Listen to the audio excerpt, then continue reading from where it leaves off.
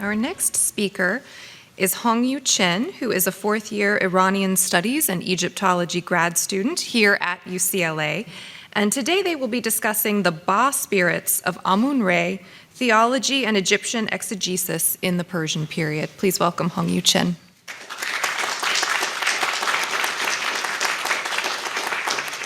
So I would like to begin by thanking the conveners of this Achaemenid workshop,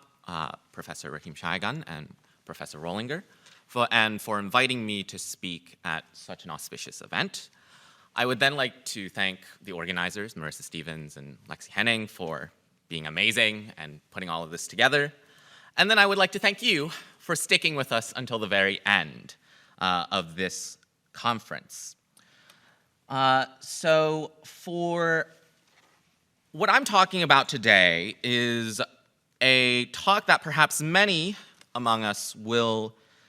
find incredibly arcane and outside our usual scope of reference.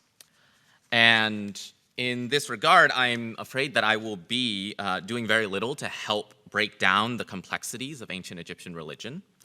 but will hopefully help at least contextualize one of these great complexities in the Achaemenid Empire.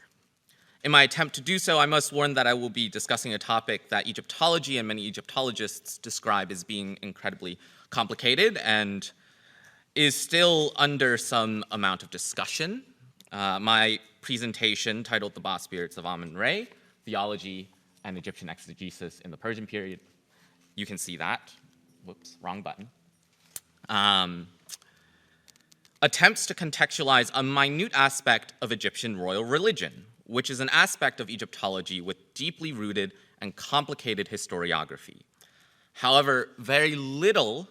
about the nuances of Egyptian religion has been discussed in the context of cultural interaction between the Egyptians themselves and those who are not Egyptian, the others in the Egyptian cultural lens. As the Egyptians themselves must have done when their priests, such as the famed Uja-Horeznet, were either convinced, negotiated with, and or forced so as to situate their indigenous tradition within an unfamiliar imperial one. I argue that despite demonstrating marked continuity within the Egyptian tradition with very little of what Egyptologists would recognize as deviation from the norm, Hibis Temple still marks an attempt to situate oneself and one's own religious tradition within the framework of a universalist empire. But before I continue, allow me to contextualize the notion of the Ba spirits of Amun-Re in Egyptian ontology of the cosmos and its relevance to an imperial program, since that seems rather important for your understanding and moving forward. So what is a Ba spirit? Right. This is a complex subject that touches upon disputed notions of the self, divisions of the soul, and the nature of divinity in ancient Egyptian religious thought, and demonstrate diachronic elaborations which complicate our understanding of the nature and the function of the Ba spirit in any specific discrete moment of ancient Egyptian history. I say this to simply note that any description I give here of what a Ba spirit actually is and what its functions are is an oversimplification of an idea that requires much further scholarship dedicated to its study and its diachronic meaning in our period. So then, a Ba spirit,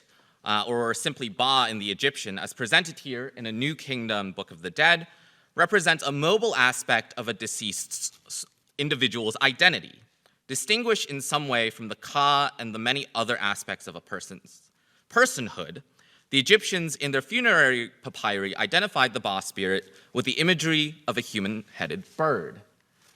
as seen here, which sought to give some sort of impression of the ability of an individual's Ba spirit to move, and therefore for the deceased to be present both in their journey through the netherworld, so that they may, for example, be before the Hall of Judgment and the scales of truth,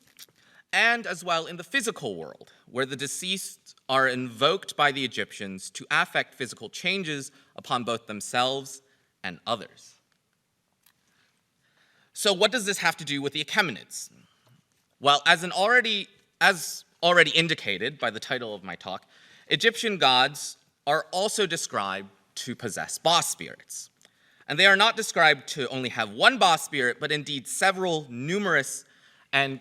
if we extrapolate a little for the god Amun, perhaps even all boss spirits. And the existence of the boss spirit of the gods play a major role in the process and in the performance of ancient Egyptian temple rituals, including rituals of royal legitimation, for which the Achaemenids demonstrated keen interest.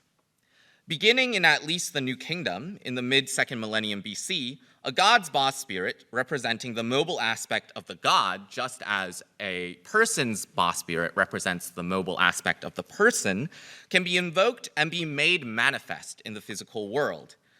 and by doing so make effective the divine image of a particular divinity. And in the Egyptian understanding of the divine nature of their divinities, more than one boss spirit can be invoked, so that the notion of divine power in the Egyptian language itself is demonstrated through the plurality of the boss spirits, so that Ba'u, plural boss spirits, is often translated in Egyptological texts as divine might. It is the function of the divine boss spirits in these temple rituals that we come back to the Achaemenids. When scholars of the Achaemenid Empire discuss the religion of the empire, the existence of Hibis Temple is unavoidable. Built either during the reign of the Saite pharaohs or the early Achaemenids, the temple, and most importantly its decorative scheme, is now most soundly dated to the reign of Darius, as argued and outlined by Fatma Ismail in 2019. The matter of the exact chronological placement of the temple in the reign of Darius is, however, debatable, and a monumental building program on the scope of Hibis Temple likely took many years to complete, or as complete as any Egyptian temple truly ever was. Built in the far western desert, as you can see here, in what is now modern El Harga Oasis, Hibis Temple was dedicated to the royal god and divine creator Amun, whose solar and chthonic elements have been commented on extensively in more recent publications of the temple's textual and decorative elements, and has been the subject of much discussion in Egyptology. Despite the lack of any holistic study of the entirety of the temple, including analysis of both artistic and textual elements, and considerations for its continuities and innovations, the function of the temple itself seems certainly to be one of enacting an exchange between the king and the god. This places Hibis Temple firmly as an institution that performs the traditional functions associated with state-funded Egyptian temples of the New Kingdom, where the interface between king and god is emphasized within his role as both high priest and divine agent upon the earth. And as a reward for performing the appropriate functions as high priest, the king receives the kingship. Here we have a scene of one of the column halls from Hibis Temple. You have here the god Webwaut leading Darius alongside the creator god Hanum before Amun. And this line here simply says, "Welcome, or you have come to the temple. May you see your father Amun, who gives to you all of the two lands and all of the foreign lands beneath your two sandals." This scene is one of the many examples of the great king receiving kingship from the gods at Hibis Temple, which stands in accompaniment to the scenes of the great king providing offerings to the various depicted divinities therein. The most famous of which are, of course, the depictions of the great king providing these offerings to the encyclopedic compilation of gods in the inner sanctuary of the temple, of which I'm sure most of us are aware.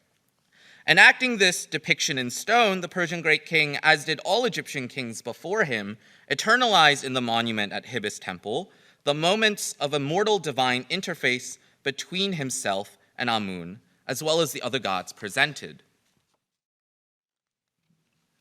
Thus, Hibis Temple serves the same function as many of the divine temples in Egypt, and is reminiscent of the Temple of Amun at Karnak in the city of Thebes, modern-day Luxor, which had functioned in the longue durée as a formal and important site of royal legitimation dedicated to the divine creator and ruler Amun since the mid-2nd millennium, and continued receiving significant royal patronage well into the Ptolemaic period.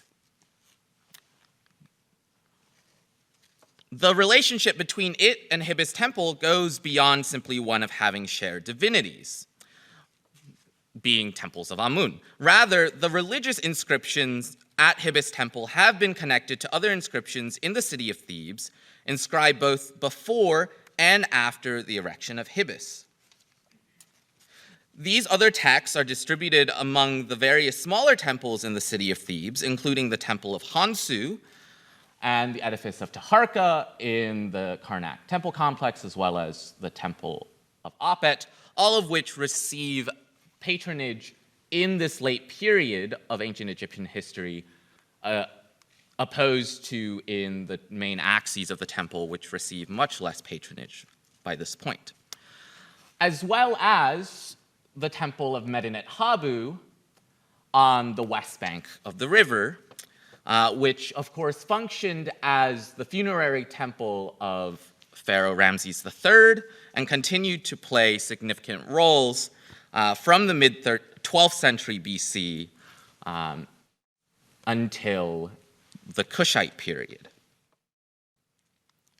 This collection of temples span a temporal range of 4 centuries, which represents both a disparate spatially and temporally collection of texts that have been aggregated at Hibis Temple, and places Hibis Temple within the context of a long-standing tradition of Egyptian royal monumental program, within which one of the many functions of kingship is the construction of the temples and the performance of the temple festivals. By building this temple to the god Amun, the Persian great king is both establishing a delineated space for the regular and permanent performance of rituals by exacting these scenes into stone. Now, why this is important is due to the fact that these actions fall in accordance with the Egyptian concept of Ma'at, a notion of cosmic rectitude established on the first occasion of creation by the cosmic creator god, and a concept not entirely dissimilar from the Iranian notion of Arta.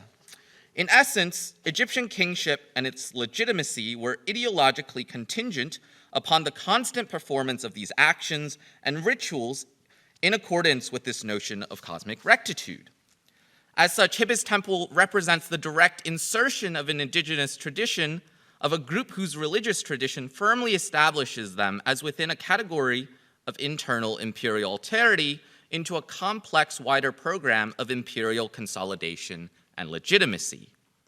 The agents of this program on the provincial level are undoubtedly the high-status members of the indigenous culture, of whom Uja is the most well-known by modern scholars. So then what does this have to do with the boss spirits of Amun-Ra? As I have established previously, the boss spirits of gods purportedly play important roles in the ancient Egyptian ritual process, which means that the invocation of Amun's boss spirits at Hibis is not surprising. At Hibis Temple, as many of us here might already know, there are a number of religious hymns dedicated to the god Amun. While an analysis of the hymns beyond the philological basis of their contents and as a cohesive unit of carefully chosen functional religious texts has not been performed in the current scholarship, these elaborate recitations, some spanning nearly entire registers of walls, serve several functions in the highly programmed decorative scheme of Hibis Temple. They clearly serve as markers to us of a dedicated festival space where the natures of Amun, both in his dual aspects as a solar and a chthonic god, and dual roles as a creator and a cosmocrator, are elaborated upon. In the diachrony of Hibis Temple, this is important, and within the portions of the temple completed under Darius, which is outlined in red on this plan here, all of the 5 hymns to the god Amun are placed within what would have been in the first hall of the temple here. And of course, the main festival entrance would have been this gate, and the regular use entrance by the priesthood would have been this northern side gate here.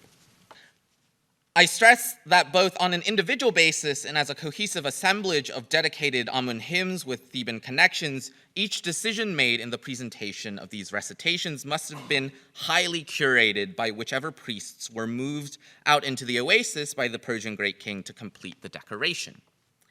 While a detailed analysis of all of the hymns of Amun and their context within Hibis temple would be highly interesting and an incredibly fruitful endeavor, due to my limited time,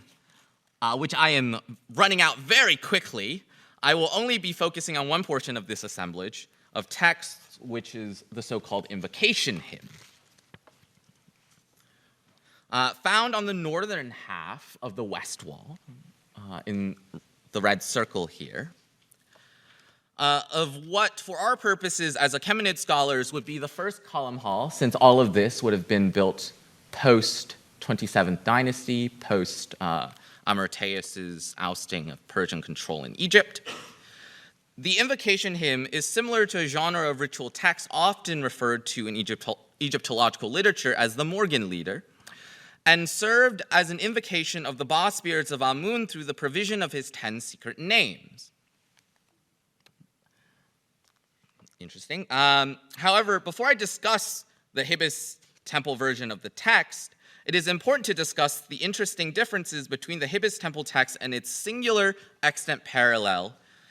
which, as you may have guessed from me spoiling this, is from the city of Thebes, at what is now called the edifice of Taharqa by the sacred lake. And this is what it looks like today, right next to the cafe. In brief, the edifice of Taharqa is a poorly preserved royal monument for the performance of kingship rituals of the 25th dynasty. Built by the Kushite king Taharqa in the early 7th century, the edifice is understood to be a site for Theban royal festivals of the renewal of kingship, a function, of course, which Hibis temple shares. However, the entirety of the edifice, the only portion which we have preserved, which you might be able to see, is from this area onwards, which represents the subterranean crypts of the temple. Everything above ground is in a very poor state of preservation.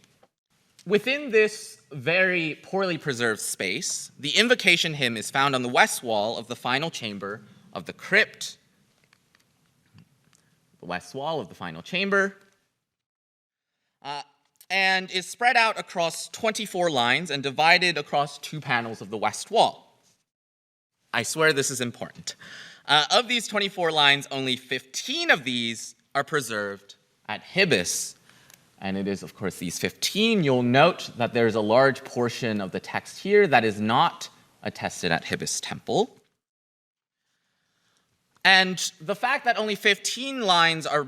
extant at Hibis, but 24 extant here, suggests to me the following possibility: that the Theban priests, for both the edifice and for the Hibis temple, were working from perhaps a similar, if not the exact same program book, or another mobile version of this text.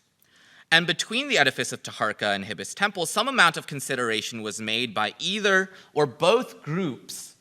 of priests concerning how much material, how much addition, omission, or edition was to be made in the application of the invocation hymn to the wall.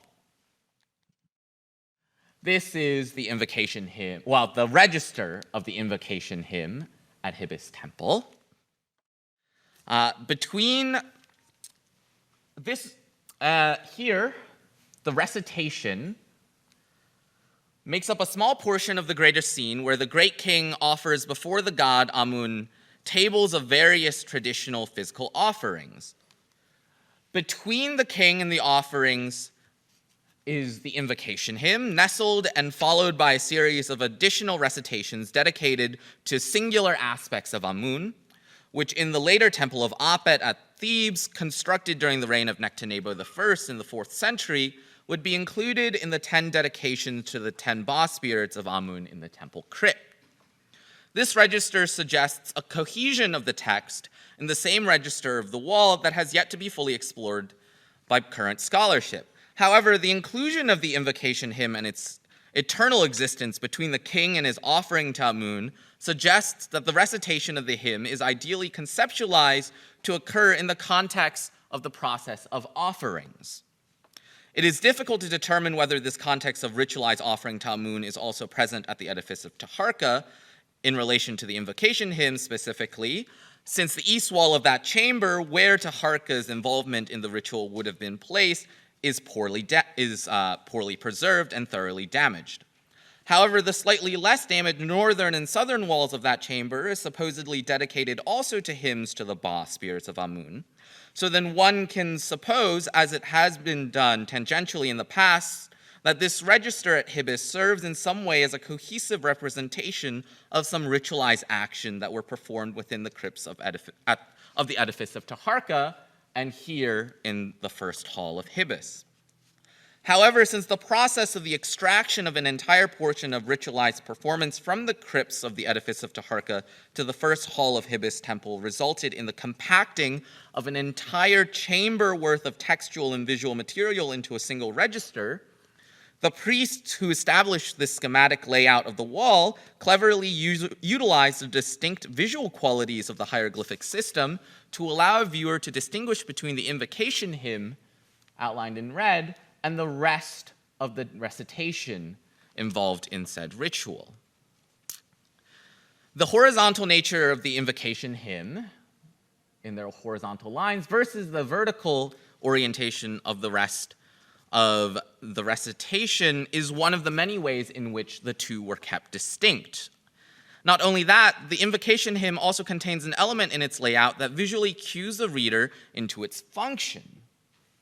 As already noted by David Lorton in 1994, the provision of the 10 secret names between the two versions of the edifice of Taharqa and the Hibis temple falls into some parallel where the entry for each name takes up its own column or row at the edifice or at Hibis respectively. And so I have labeled them for you, where one is the equivalent of one on the other scene. However, as one might immediately notice, as Lorton did, the lines of the edifice of Taharqa are far more uniform in length than Hibis, visually, where the hieroglyphic text for the entry of the names often fails to reach the end of the line. So this is, of course, this blank space here, compared to at the edifice of Taharqa, where the hieroglyphs reach the end of the column. However, as Lorton argues, this difference is a wholly graphical one, and the contents of the two versions, while slightly different between them in some places, do not warrant such disparities. Lorton does not elaborate further on this point, except to say that the decision to fill or not to fill the available space in each line was itself an essential arbitrary or aesthetic one.